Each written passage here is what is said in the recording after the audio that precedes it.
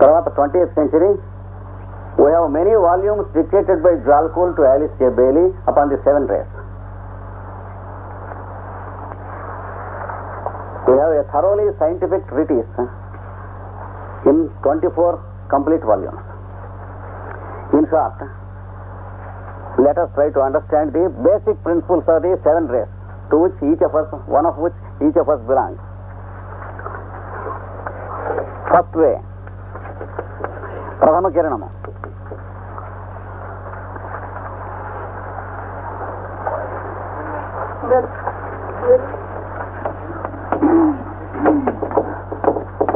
Will, దీన్నే creative faculty అంటారు.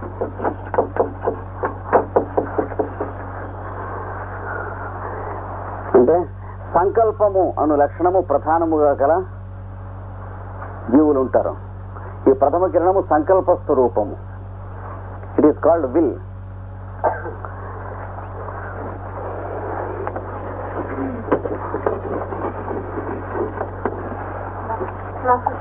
Love, wisdom.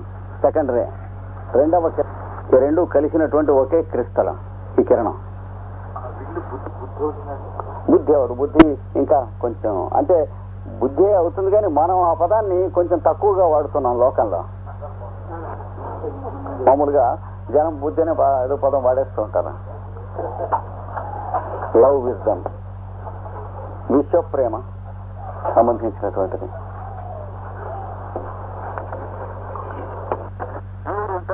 అంటారు.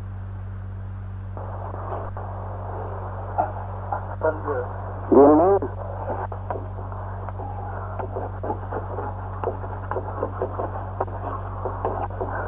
మన ప్రాచీన శాస్త్రజ్ఞులు సాంఖ్యము అన్నారు. సాంఖ్యే స్థితి స్వార్థ, ఇది సాంఖ్యయోగం అంటే. తర్వాత అనేక అర్థాలు వచ్చేసి చివరికి కాటన్ మార్కెట్ కట్టడానికి కూడా సాంఖ్యయోగం వచ్చేసి.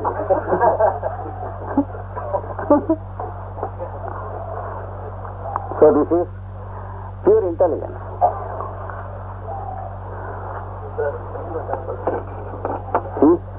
సాంఖ్యము తెలుగులో ఏం చెబుతాం? దాని పేరు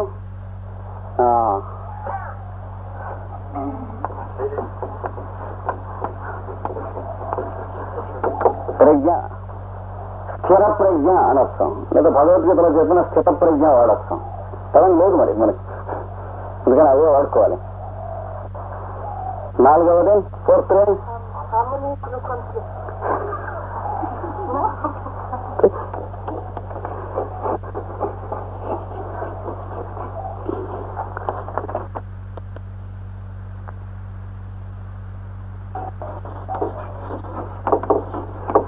హార్మోనీ త్రూ కాన్ఫ్లిక్ట్. అంటే పోరాటము, ఆరాటము, ఈ నీరాటవనాటము ఉంటాయి. అంటే విప్లవము, స్లోగన్స్, నినాదములు, నశించాలి, వర్ధిల్లాలి, ఇవన్నీ దీని కిందకి వస్తాయన్నమాట. అంటే కష్టపడి పైకి రావాల్సిన లెవెల్ ఉంటుంది. దీన్ని భగవద్గీతలో ఆసుర సంపత్తి అన్నారు. దైవాసుర సంపత్తి విభాగంలో in Bhagavad Gita this is called ఆసుర nature.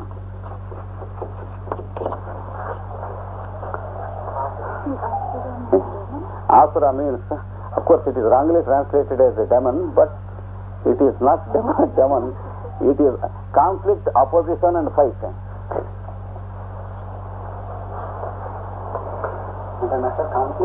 Opposition and fight, without which the fellow never accepts any truth.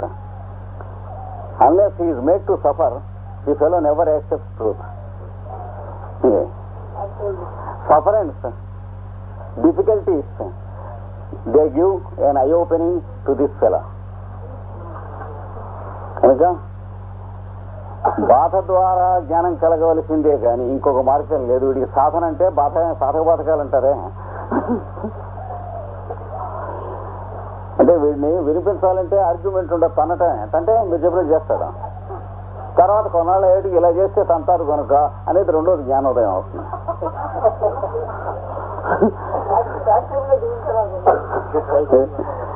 Harmony through conflict అన్నారు, కాల్డ్ ఫోర్త్ రే.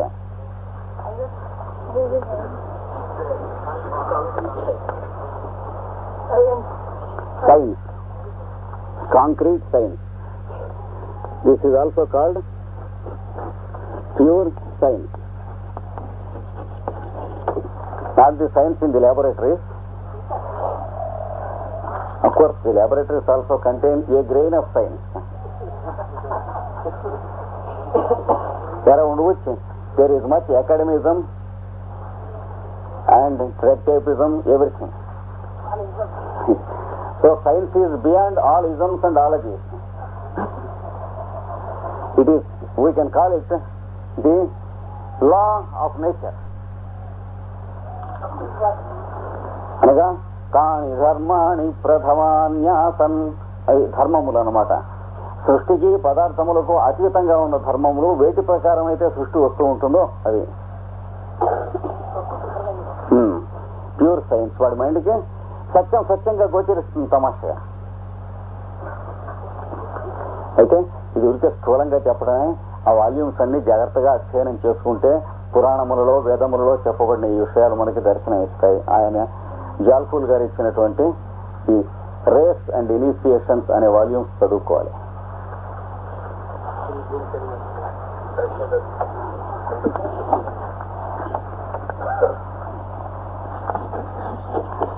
దర్శనము అనే పదం వాడుకోవచ్చు.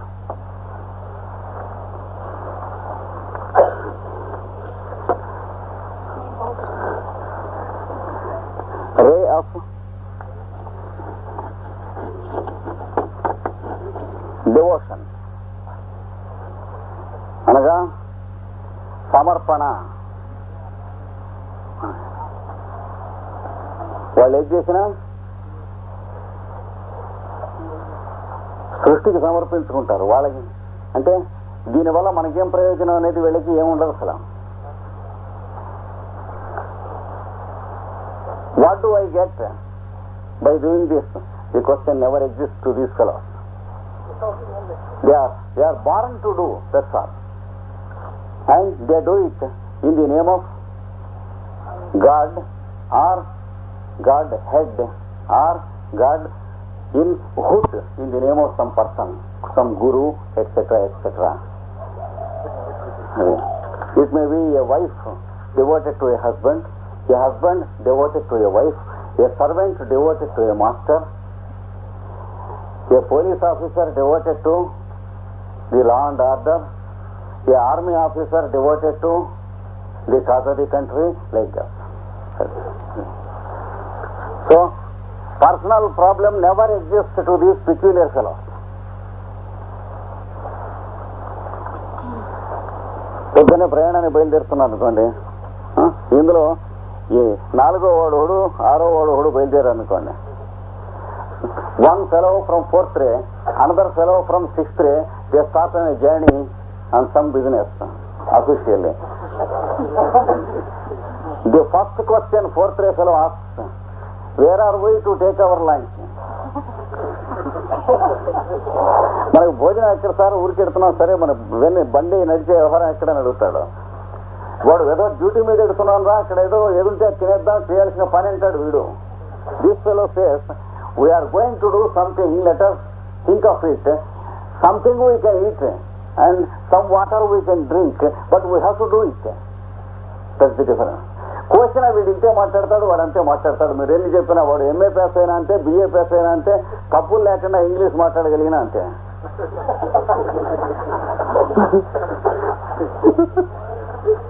అంటే తెగ్గొస్తే వాడి రక్తం ఆ వాసన వేస్తుంది, వీడి రక్తం ఈ వాసన వేస్తుంది, ఇంకేం క్వశ్చన్ లేదు. మళ్ళీ వాడి అబ్బకి ఉండక్కర్లేదు, వాడి నుంచి వీడికి వస్తుందని చెప్పడానికి వీలు లేదు. ఏ జీవి లక్షణం వాడితే. ఇది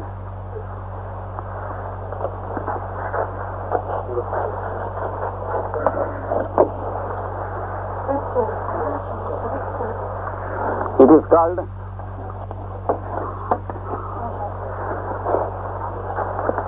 మనం అనుకునే అర్థంలో కాదు మ్యాజిక్ అంటే.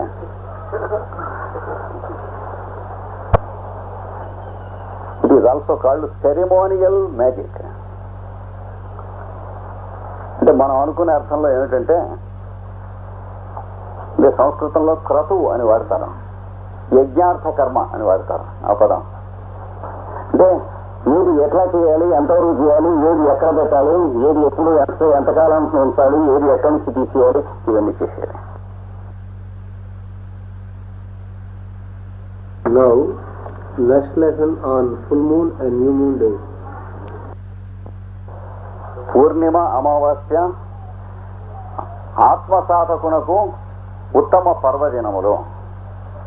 That's why full moon and new moon, they form the very important nodal days for a spiritual practitioner, for a disciple.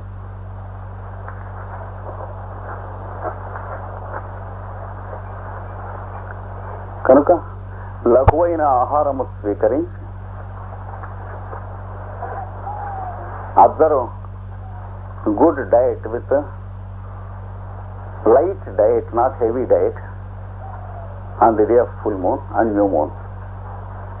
Then the body will not gravitate the mind towards itself. The mind is not gravitate towards the weight of the body. ఆహారం బరువైంది తీసుకోకుండా ఉంటే ఏమవుతుంది, మనస్సు శరీరం వైపు కాక ఆత్మ వైపుకి తేలిగ్గా ప్రసరిస్తుంది.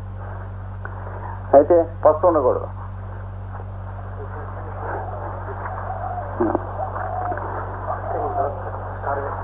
స్టార్వేషన్ ఉండకూడదు. ఫాస్టింగ్ చేయొచ్చు కానీ స్టార్వింగ్ చేయకూడదు.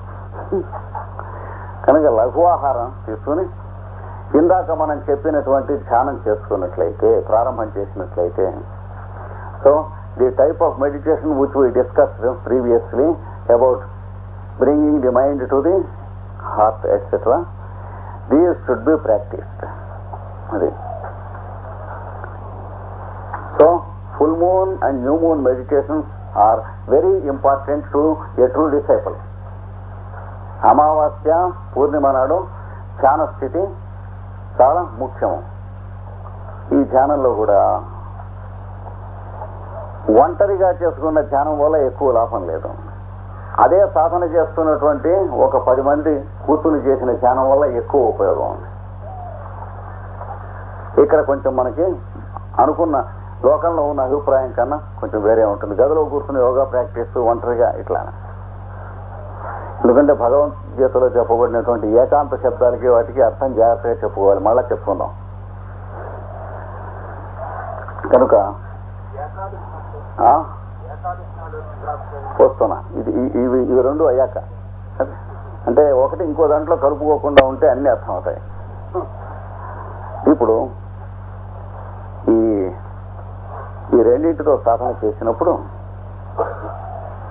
పూర్ణిమ అమావాస్య నాడు when we begin to practice the path which we described previously, this gives an opening which is called initiation into God life and liberation. ఒంటరిగా సాధన చేయకుండా 10 మందితో కలిసి చేయటం ఎక్కువ ముఖ్యం. మనస్సుతో చేయకుండా కంఠం ఎత్తి శబ్దం ఉచ్చరించి వింటూ చేయటం ఎక్కువ ముఖ్యం. So instead of doing singly or lonely, it is important to do with some people put together. And instead of doing mentally, do it vocally and listen it. These are the two important injunctions. ఒకటి.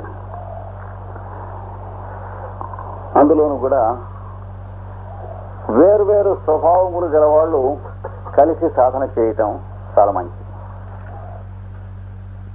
People belonging to different race should gather and practice brotherhood. ఎందుకు సజాతీయం అయితే బాగుంటుంది కదా అని ఒక అనుమానం వస్తుంది.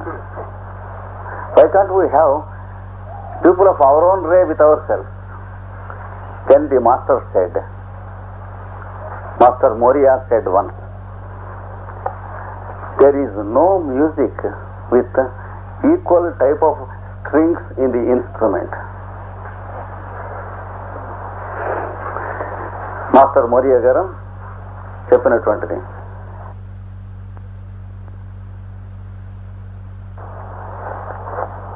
కనుక పూర్ణిమ నాడు, అమావాస్య నాడు, ఈవేళ మనం ఇంతసేపు చేసినటువంటి పని అప్రయత్నంగా అదే ధ్యానం చేసి ఇదే చేసుకోవాలి.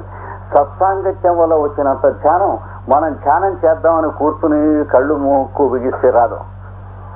So the company of people and the topics we learn and the biographies we read of the lives of saints, etc., that is the essential feature which leads us into the real required consciousness, instead of trying to know and split things more and more subtly and going into philosophy and going into dry deserts as dust.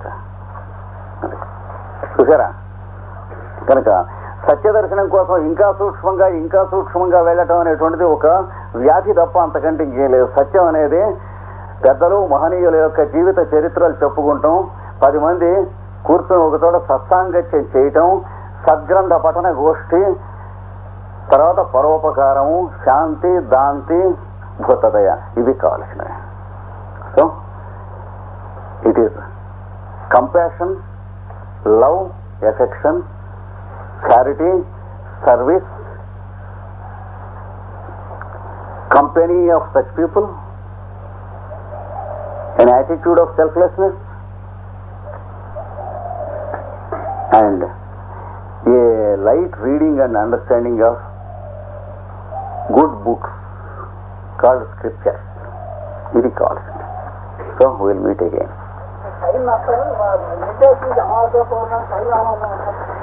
ఆ రోజు సామాన్యంగా అంత ఆ రోజంతా అదే మూడ్లో ఉండటం మంచిది. సరిగ్గా మధ్య గడియలు ఉంటాయి చూడండి, ఆ టైం చాలా బలంగా ఉంటుంది. The mid point of new moon and full moon is most powerful, but we need not give much stress about it. It is the whole of the new moon and the whole of the full moon. It has its own effect upon us continuously, provided we live in that awareness of some books and some persons. Okay.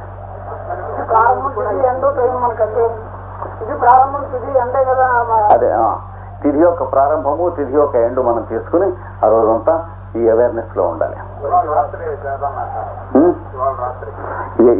ఇదంతా మరి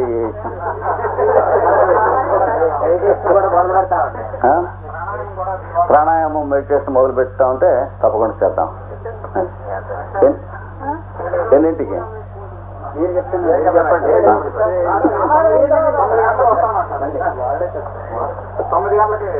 రాత్రి. మరి భోజనాలు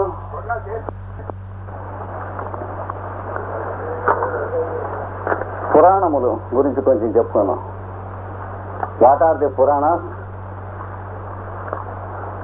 and how many of them? పురాణములు ఏంటండి?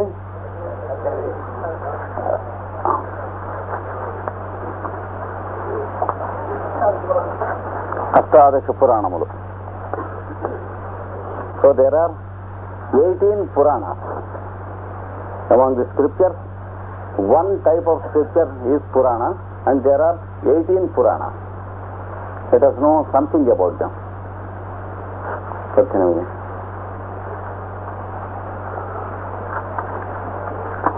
ఏమేమిటండి? బ్రహ్మాండ పురాణము, బ్రహ్మ వైవర్త పురాణము, భవిష్య పురాణము, వాయు పురాణము, గరుడ పురాణము, లింగ పురాణము. 18 కావాలి.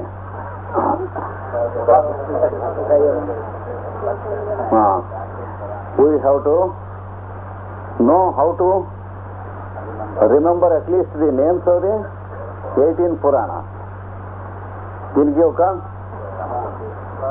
there is a formula to remember. I will give you the formula first to remember the names of the Puranas. Yes.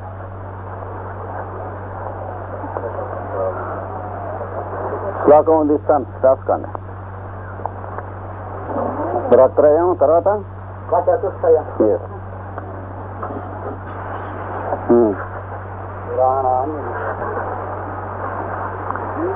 ఇది ఫార్ములా. భద్వయం మద్వయం చేయవ బ్రత్రయం వచతుష్టయం అనాపకూస్కరింగాని పురాణాన్ని నిబోధత. దసరాన బిబ ఇందోస్య అని ఒక శ్లోకం చెప్పాడు ఆయన. గదవాడి నుంచి బందరెడుతుండగా రైల్లో దీని అర్థం చెప్పండి అన్నాడు. ఏమిటంటే టెక్స్ట్ తెలుస్తుంది, ఈ శ్లోకం వస్తుంది అన్నాడు. బే అంటే బెదవాడు, సా అంటే సత్యనారాయణపురం, రా అంటే రామవరపాడు. ఇలా బెదవాడి నుంచి బందరు దాకా ఉన్నాం. ఊళ్ళ పేర్లన్నీ మొదలెట్టాలి అన్నమాట.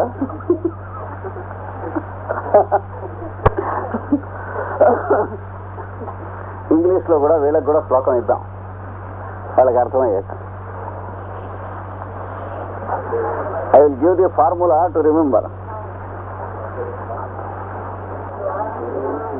No, it's not a word.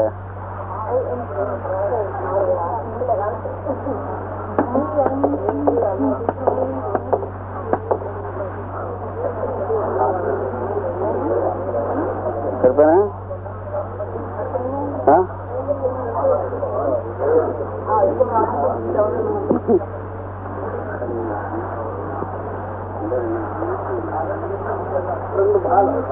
భద్వయం అంటే రెండు భాలు.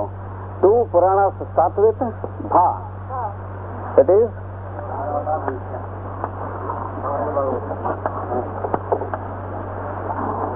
భాగవత పురాణ,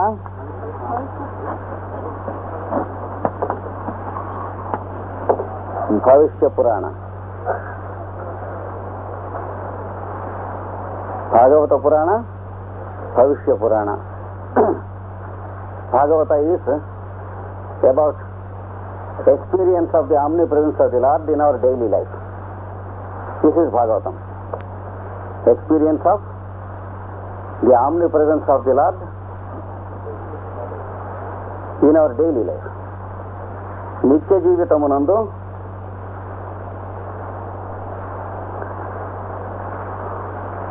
దైవ సాన్నిధ్యమును అనుభవించుట. భవిష్య means a key to the future. భవిష్యత్తును గూర్చిన విషయము. That means a book of prophecies through centuries and thousands of years.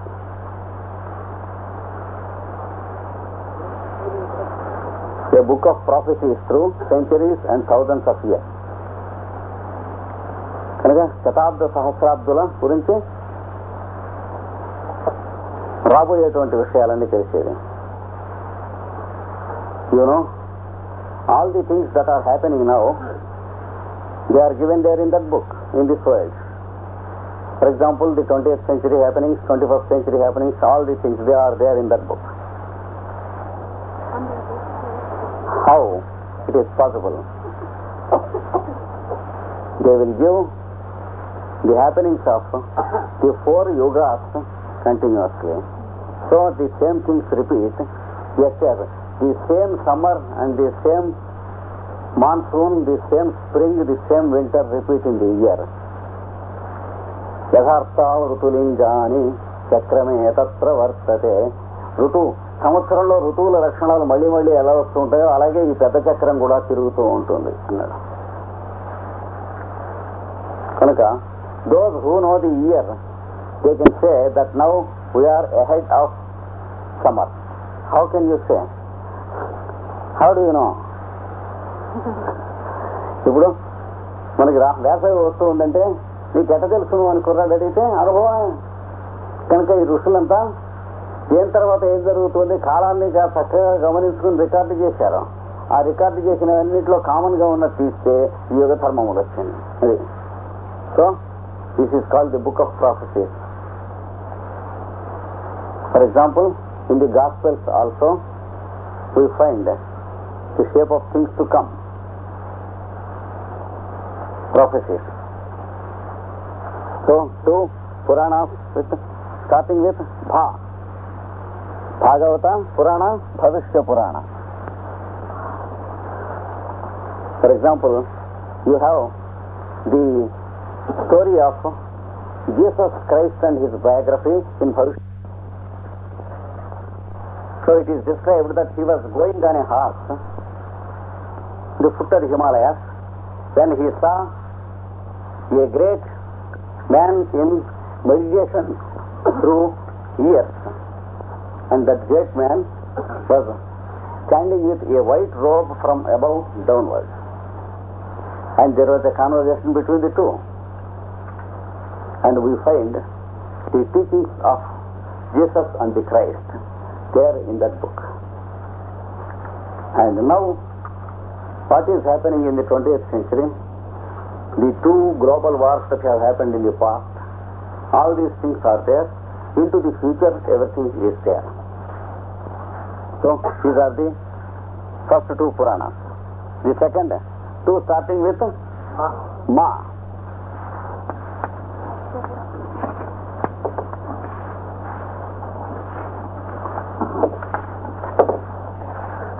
Matsya Purana. Matsya means the fish. The secret of the symbol of the fish. That is Matsya Purana. Markandeya మత్స్యాన్ని గురించినటువంటి మత్స్యావతార కథ, దానికి సంబంధించిన మిగిలిన కథలు ఉంటాయి. మార్కండేయుడు గురించిన పురాణం మార్కండేయ. మార్కండేయుడు ఎవరు? చిరంజీవి. Markandeya was a great sage, and there is an allegory about his life, you know. In 16th year he was prophesied to die when he was born. తల్లిదండ్రులకి ఒక్కడే కొడుకు పుట్టాడు, 16వ ఏడు చచ్చిపోతాడు. 16వ ఏడు మృత్యుంజయత్వం స్థాపించాడు. He could learn the life of eternity in 16th year. So this is Markandeya, and how the whole creation will be in great deluge or pralaya, and how we experience it after death. These two things are the secrets of this Purana. కనుక మార్కండేయుడు అన్నట్టు. Markandeya wonderfully is called Saint Mark in the 4 Gospels. He was set to live for 16 years only, but through eternity. The scale was different. In the Gospel, how many chapters are there in Saint Mark's Gospel? 16. So for the present it is enough. So these are the other two Puranas. 2 with starting with Ma, and 3 starting with Bra.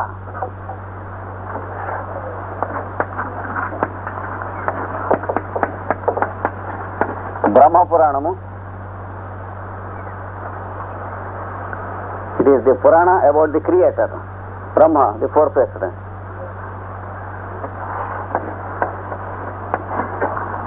Brahmanda Puranamu.